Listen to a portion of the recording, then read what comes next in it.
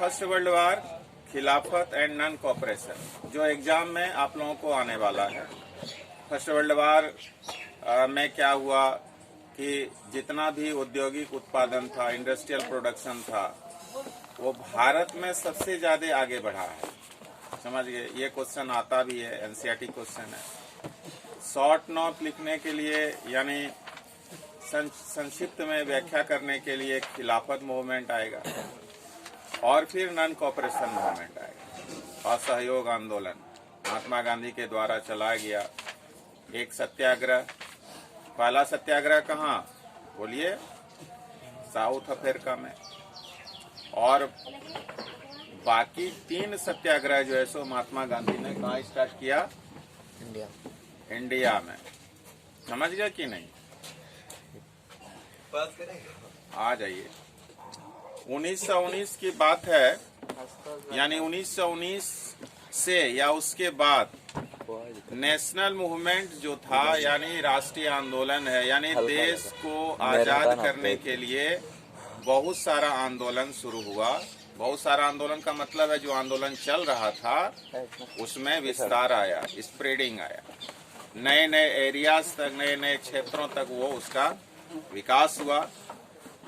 Social groups जो थे उसमें जुड़ने लगे, इनकॉर्पोरेट होने लगे, सहयोग करने लगे। नया नया mode of struggle, new mode of struggle, यानी जो संघर्ष का जो रीति था, नीति था, वो नया नया डेवलप हुआ। और इसमें ये भी हम लोग समझने का प्रयास करेंगे कि ये जो डेवलपमेंट है वो किस तरह से आया। सबसे पहले ये समझिए कि जो लड़ाई हुआ, फर्स्ट वर्ल्ड वार जो हुआ, कब से कब तक? 1914 से 1918 तक, है ना? तो 1919 के बाद क्या हुआ सुनिएगा। 18 तक तो क्या हुआ? फर्स्ट वर्ल्ड वार शुरू खत्म हो गया था। 14 और 19 इसने ये जो वार है, the war created a new economic and political situation, लिखा हुआ है। इस लड़ाई ने, इस युद्ध ने एक नया आर्थिक और राजनीतिक सिचुएशन को पैदा किया। ये दोनों को समझना चाहिए। इसमें क्या हुआ जी? पॉलिटिकल सिचुएशन और इकोनॉमिक में कैसे समझेंगे? Huge increase in defence expenditure.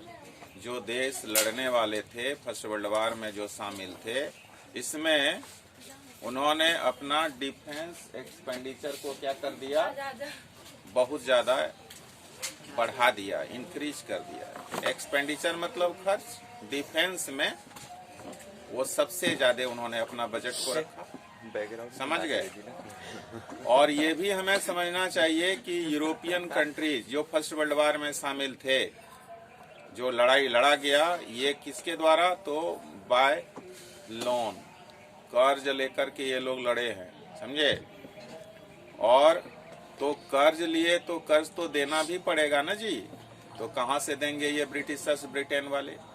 इन्होंने अपने अपने कॉलोनी पर जो उनका उपनिवेश था, भारत भी एक उपनिवेश रहा, भारत उन्हीं के अधीन था। पॉलिटिकल, इकोनॉमिक पूरा कंट्रोल उन्हीं के ऊपर था। तो उन्होंने यहाँ पर क्या कर दिया? टैक्सेस बढ़ाया जी। खर्च को पूरा करने के लिए युद्ध में जो वार जो लड़ा गया, लोन से लड़ा गया। लोन उनको देना था, ये इंटरेस्ट के साथ देना था। तो इन्होंने यहाँ पर क्या कर दिया? इंक्रीजिंग टैक्सेस, कस्टम ड्यूटीज को बढ़ा दिया गया। यानी 1913 से 1918 के बीच में ये डबल हो गया जी। कौन सी डबल हो गया? कस्टम ड्यूटीज, है ना, उसको रेज कर दिया गया। और टैक्सेस और भी जो था वो बढ़ा दिया गया। समझ गए कि नहीं? इससे क्या हुआ कि कॉमन पीपुल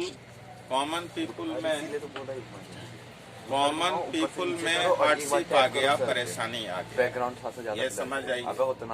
साथ में यहाँ पर लिखा गया है कि सोल्जर का सप्लाई होने लगा। सोल्जर का सप्लाई कहने का मतलब है कि भारतीयों को जबरदस्ती यहाँ पर बहाली करके भेजा जा रहा था ना, जिसमें यहाँ पर लिखा जाता है कि फोर्स्ड रिक्रूटमेंट क्या है, यानी जबरदस्ती बहाली क्या है। तो यहाँ के नौजवानों को, जो पढ़ने लिखने वाला था, कम उम्र उम्र के लड़कों को क्या करके जबरदस्ती सिपाही बना करके फ्रंट में लड़ने के लिए भेज देते, जा मरो, तुम ही लोग मरेगा पहले। अधिकारी लोग तो पीछे रहते थे ना, सिपाही आगे। तो इससे भी हमारे देश में उनके खिलाफ माहौल बना। जबरदस्ती किसी को सिपाही बना देना तो ये तो अच्छा बात नहीं है, वो भी मरने के लिए भेज देना। इसको क्या कहा गया? फोर्स्ड रिक्रूटमेंट बोला गया। इसमें क्या हुआ कि वाइड स्प्रेड एंगर की भावना का विकास हुआ, वाइड स्प्रेड एंगर की भावना का विकास हुआ। और भी सुनिएगा, इसमें नहीं होता है कि मुसीबत एक तरफ नहीं, अंग्रेजों को भागना था तो ये तो कारण बना, फर्स्ट वर्ल्ड वॉर में ये सब कारण बना। 1918 और 1920 और 21 में जो फसल था, क्रॉप्स था, वो फेल हो गया था। मॉनसून का भी कारण था, समझ गए? यानी many parts of India, Bharat के बहुत सारे भागों में, बहुत सारे प्रांतों में क्रॉप्स क्या हो गया था? फेल हो गया था, क्रॉप्स हुआ ही नहीं ड्यू टू मॉनसून। और सुनिएगा, रिजल्टिंग क्या हो गया, इसका परिणाम क्या हुआ जी? अगर मान लीजिए खेतीबाड़ी नहीं होगा तो लोगों के पास अन्न का कमी होगा या नहीं होगा? तो क्या हो गया? शॉर्टेज ऑफ फूड, भोजन का कमी। जवाबदेह कौन लेंगे? जवाबदेही कौन बनेंगे? जो शासन जिनके पास है वही ना। अंग्रेजों को दोषी ठहराया गया कि इन्हीं का नीति के कारण में हमें भोजन नहीं मिल पा रहा है, समझ गए? यानी ये सब जो आपका है लिखा गया है कि 1921 में, यानी 1921 के सेंसस के अनुसार, जनगणना के अनुसार 12 से 13 मिलियन लोग एपिडेमिक का माने अकाल के गाल में समा गए। ये समझ जाइए, समझ गए कि नहीं? लोगों ने ये आशा किया कि ये जो उनकी परेशानी है, जो हार्डशिप है, जल्द ही समाप्त हो जाएगा, लेकिन ऐसा हुआ नहीं। ये लड़ाई बहुत दिन तक चला, लगभग 4 साल तो चला ही कि नहीं जी?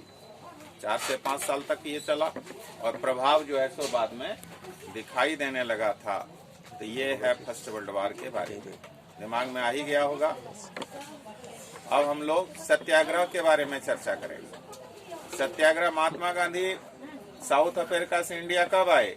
1915 में। 1915 में महात्मा गांधी साउथ अफ्रीका से कहाँ आए? तो इंडिया आए, है ना। साउथ अफ्रीका में उन्होंने जो सत्याग्रह चलाया था उसमें उनको सफलता मिली थी। सत्याग्रह मतलब सत्य का आग्रह करना, है ना। और साउथ अफ्रीका में उन्होंने जो सत्याग्रह किया किसके खिलाफ था? वही रेसिज्म बोला जाता है, नस्लवाद। गोरे और कालों के बीच में वहां पर बहुत ज्यादा क्या था जी?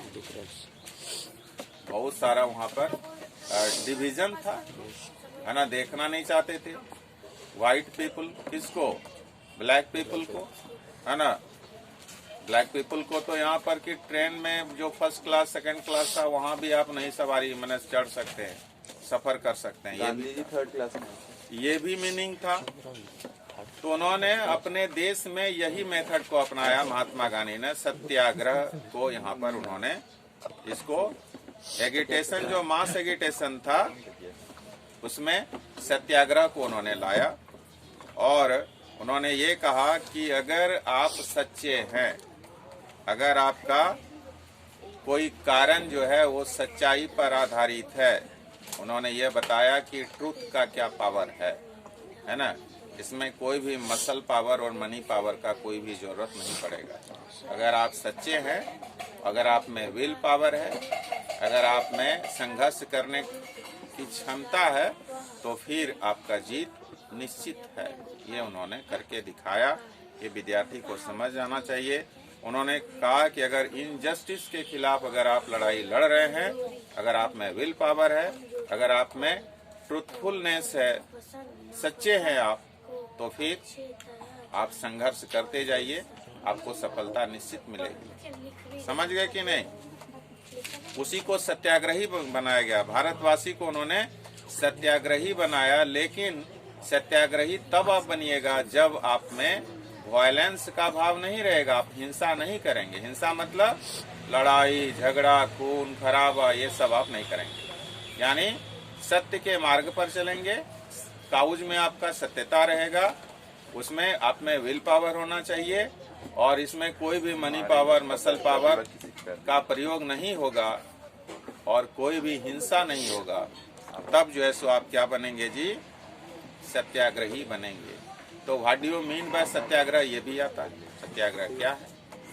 और यहाँ पर जब भारत में जब उनका आगमन हो गया, कब आए जी महात्मा गांधी? 1915 में। तो यहाँ पर जो उन्होंने सत्याग्रह किया, विद्यार्थी को ये समझ जाना चाहिए कि भारत में 3 जगह उन्होंने सत्याग्रह चलाया है। सबसे बड़ा सत्याग्रह माना जाता है जी चंपारण का। ठीक है, चंपारण किसके लिए? किसानों के लिए, जो नील की खेती जबरदस्ती करवाया जाता था, है ना। और दूसरा सत्याग्रह, पहला सत्याग्रह 1916, कहाँ? बिहार, चंपारण। और वहाँ पर इनको सफलता मिली। आप लोग जब 12 में जाएंगे तो इंडिगो एक चैप्टर मिलेगा जिसमें आपको राजकुमार शुक्ला ही उनको, राजकुमार शुक्ला के द्वारा वो गए हैं वहाँ। कहाँ गए हैं? चंपारण गए। कलकत्ता का अधिवेशन में महात्मा गांधी थे, उनके साथ ट्रेन में सवारी करके बैठ करके राजकुमार शुक्ला उनको ले गए। पटना उतरे हैं, जिसमें डॉक्टर राजेंद्र प्रसाद के, लंबा कहानी है, लेकिन इसमें दिमाग में ये समझिए आप लोग कि महात्मा गांधी पहला सत्याग्रह जो भारत में स्टार्ट किए, कब किए? 1916। कहाँ? चंपारण। किसके लिए? किसानों की समस्या के लिए। किसानों से जबरदस्ती क्या उगाया जाता था? इंडिगो, उनको यानी नील की खेती करवाया जाता था। ये हो गया 1916। 1917 में उन्होंने सत्याग्रह कहाँ किया? गुजरात का खेड़ा जिला में, खेड़ा है ना जिला में। वो भी किसके लिए? पीजेंट्स के लिए, पीजेंट्स को अपना हक दिलाने के लिए। और तीसरा जो है आपका कहाँ हुआ जी? अहमदाबाद में कॉटन मिल वर्कर्स के लिए, उनको हक दिलाने के लिए। लंबा घंटा, बहुत घंटा तक काम करवाया जाता था, वेजेस कम था, उसको हक दिलाने के लिए उन्होंने ये सत्याग्रह किया था। तो भारत में 3 सत्याग्रह, 1916 कहाँ? चंपारण, किसके लिए? किसानों के लिए।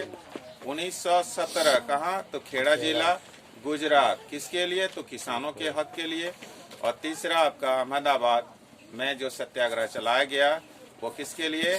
तो मिल वर्कर्स के लिए, जो कॉटन टेक्सटाइल मिल में काम करते थे। जैसा कि हम लोग जानते हैं कि सबसे ज्यादा कॉटन टेक्सटाइल मिल की स्थापना वहीं की गई, है ना, क्योंकि काली मिट्टी में ही हम कॉटन को देखते हैं, वहीं पर उगाया जाता है कि नहीं। तो ये सब लिखा गया है आपका। इस तरह से उन्होंने सत्याग्रह को यहाँ पर चलाया था। इसमें साथ में एक क्वेश्चन और भी जोड़ देता है कि महात्मा गांधी ने नॉन कोऑपरेशन मूवमेंट को क्यों वापस बुला लिया। ये अगला वीडियो में हम लोग चर्चा करेंगे। ठीक है, ओके।